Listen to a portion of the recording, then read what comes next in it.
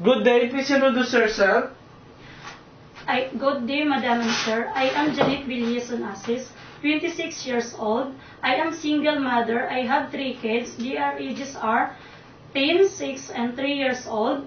I am high school graduate. Okay, do you have work experience abroad as a domestic helper? Yes, I had experience in Kuwait, 2 years and 3 months finished contract. Okay, what are your duties and responsibilities in your previous employer? My duties as a domestic helper, taking care of the kids, washing clothes, car washing, cooking, and do gardening, and do all household works. What the ages you taking care of the kids? They are 14 years old, 12, 6, and 2 years old. Okay, that's good. Can you tell us how you take care of the children, a baby and elderly?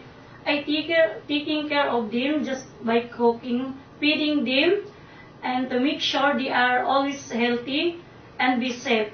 Please tell us some of your skills. I'm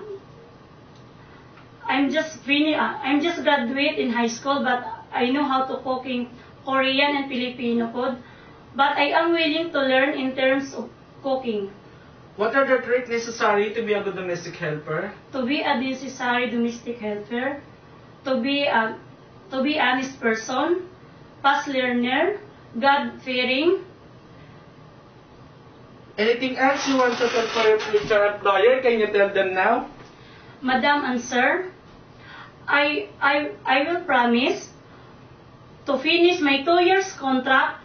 Thank you and God bless. Thank you so much.